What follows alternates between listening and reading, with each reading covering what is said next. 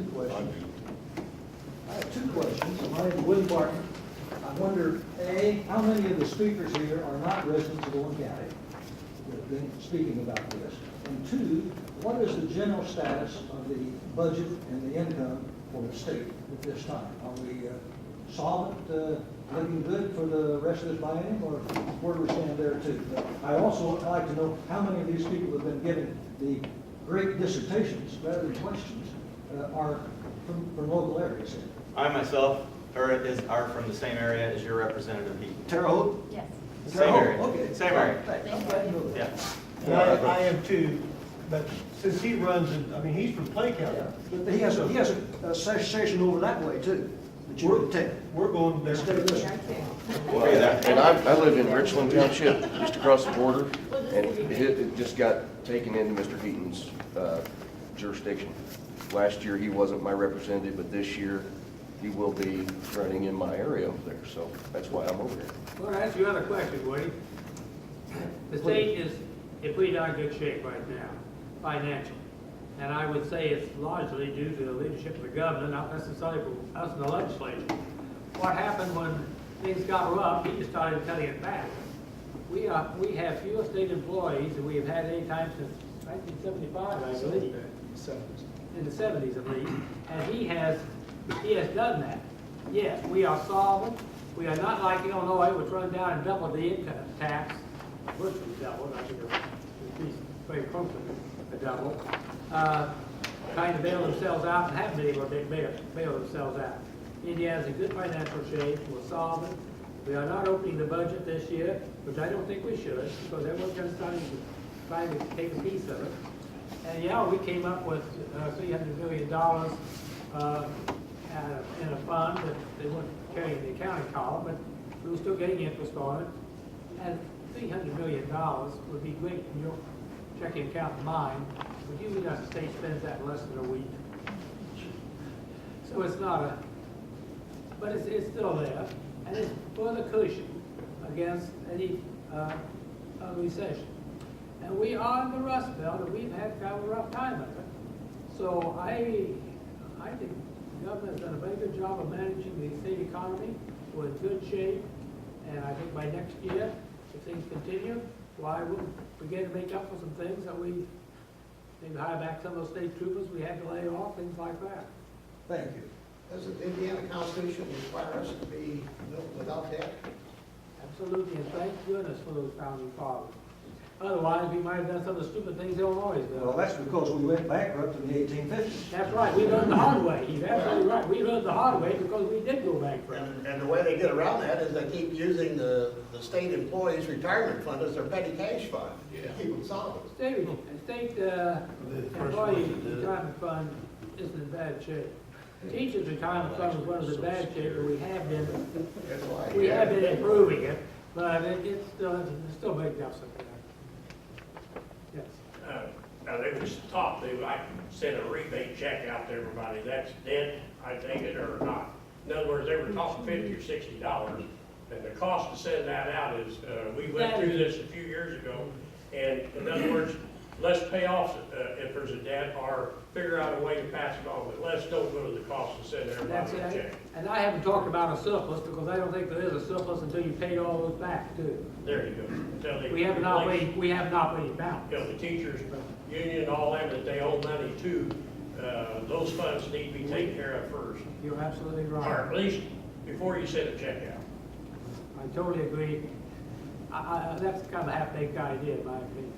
I got one other thing I want to say real quick. I might be online, but I'm not certain where I'm standing on this right to work law.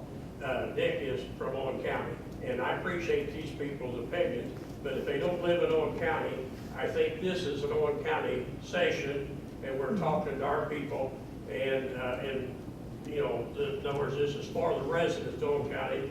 Clay County's got one, they'll be for them, and I realize you cover more than one county, but this is an Owen County legislature, and in other words, I agree with Dick, but I appreciate Dick, he is from Owen County, and I think we need to keep it there, and I don't mind them come and listen, but I think their opinions might not be of Owen County.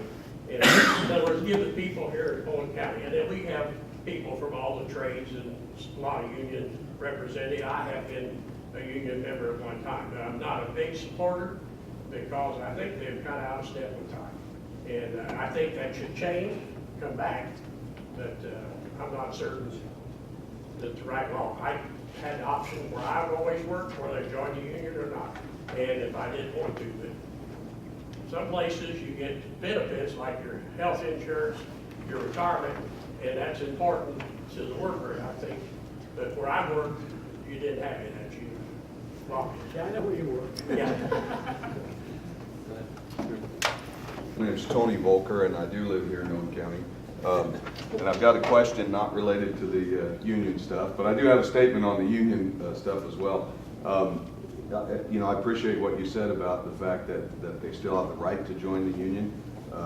When it's forced upon you, then in my opinion, that's forced association. That means that I no longer can compete on my skills and ability, but it's on whether or not I'll pay somebody to join their club. And so, and I also think that there's strong evidence produced by a liberal, lifetime liberal Democrat, the Waiting for Superman video, I don't know if anybody's seen that, about some of the, you know, enormous abuses that we've had from unions in this country as well. So, you know, I see issues on both sides, and I understand that, but I strongly support right to work, and I appreciate you battling for that. My question is not related to that. My question is, I also strongly support economic development. We just passed an ordinance here in Owen County for that. I really strongly support that. However, there is one protection I would really like to see in that. Bob and I have had a conversation about that, and neither one of us were sure. So I wanted to ask Senator Bray, maybe you know, if we have a protection in Owen County, or rather in Indiana, whereby under the rights of eminent domain, we could not condemn private property and give it to a developer. Because in my opinion, that's just wrong. We should never be able to do that. You know, that's akin to Ahab stealing the young man's property next to him, you know, by way of his wife Jezebel in the Bible. I don't think that's proper. So, if I can answer the question. No, you cannot do that now.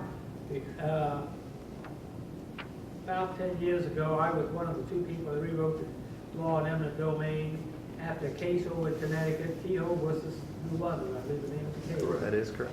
And the majority opinion said you could do that.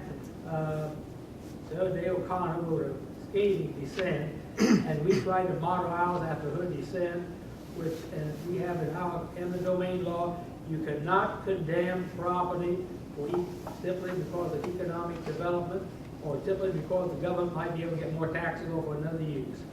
We said you cannot. Yes, you can. The highway can condemn some land, so you don't have to make 90-degree turns around some person who's rather difficult to deal with, or things like that. But for economic development, or just because you might think you might get some more money out of it, is no justification to take a man's land. Fantastic. Thank you very much. I appreciate it.